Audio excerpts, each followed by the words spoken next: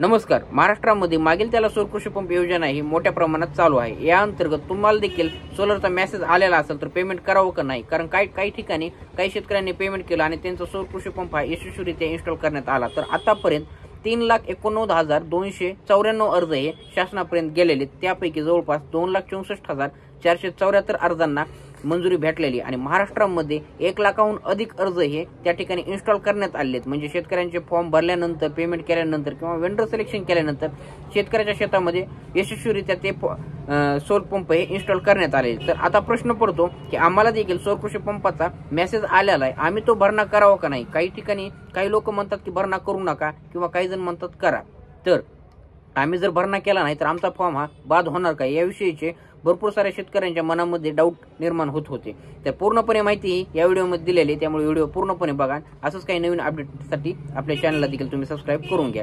तर आतापर्यंत जवळपास 3,89,294 अर्ज हे शासनापर्यंत प्राप्त झालेले आहेत आणि त्यापैकी 2,64,474 अर्जांना शासनाने मंजुरी देखील दिलेली आहे आणि त्यातील 2,21,400 अर्जांचं पेमेंट देखील आलेलं आहे आणि 2,20,351 अर्जांनी वेंडर सिलेक्शन देखील या ठिकाणी करून घेतलेले. तर शासनाने आता 1,87,834 अर्जाचा वर्कआउट ऑर्डर देखील दिलेली आहे. म्हणजेच आता तर इथून पुढे जवळपास 1 लाख शासनाने इन्स्टॉलेशन पंप हे केलेले आहेत. प्रत्येक शेतकऱ्याच्या शेतामध्ये मागील त्याला सौर कृषी पंप योजनेअंतर्गत 1 लाख सौर कृषी पंपाचं इन्स्टॉलेशन देखील यशस्वीरित्या या ठिकाणी पार पडलेले आहेत. परंतु आता प्रश्न येतो की आम्हाला देखील सोलरचा मेसेज आलाय, मग आम्ही किती दिवसात पेमेंट करायची. जर तुम्हाला मेसेज आला तर तुम्हाला त्या ठिकाणी पेमेंट जमा करायला थोडा टाइम लागतो आणि पेमेंट जमा करून तुम्हाला त्या ठिकाणी लवकरात लवकर भरून घ्यायचंय. कारण काय व्हायला लागले, इथं भरपूर साऱ्या अर्जांची मागणी आहे.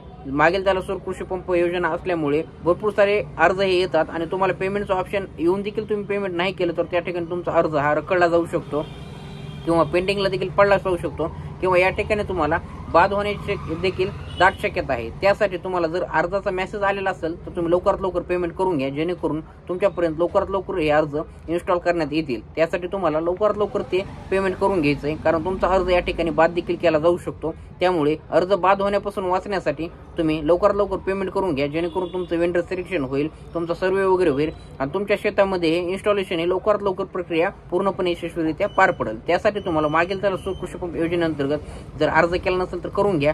केल्यानंतर तुम्हाला एक सेल्फ सर्वे येतो, लाईनमनचा सर्वे येतो, नंतर वेंडर सिलेक्शन वगैरे होतं. पेमेंट देखील तुम्हाला भरायला लागतं. तुम्हाला फक्त 10% रक्कम हे या ठिकाणी भरायची आहे. 90% रक्कम तुमची शासन माफ करतं किंवा तुमची रक्कम ही शासन भरणार आहे. त्यामुळे तुम्ही लवकरात लवकर ते अर्ज भरून घ्या आणि अर्ज भरल्यानंतर त्याचं पेमेंट देखील लवकरात लवकर भरून घ्या, जेणेकरून तुमच्यापर्यंत सोलर हे लवकरात लवकर येईल. त्यामुळे तुम्ही कसल्या हालतीमध्ये लवकरात लवकर पेमेंट करा, जेणेकरून तुमचा अर्ज बाद होणार नाही. आणि असंच काही नवीन सोलरचं अपडेट पाहायचं असेल तर तुम्ही चॅनलला सबस्क्राईब देखील करून घ्या, कारण राज्य शासनाने जवळपास महाराष्ट्रामध्ये 10 लाख सोलरचे पंप हे मंजूर केलेले आहेत. म्हणजे 10 लाख सोलरचा कोटा शिल्लक आहे. त्यामुळे तुम्ही टेन्शन घेऊ नका, तुमच्यापर्यंत सोलर हे यशस्वीरित्या येईल. धन्यवाद.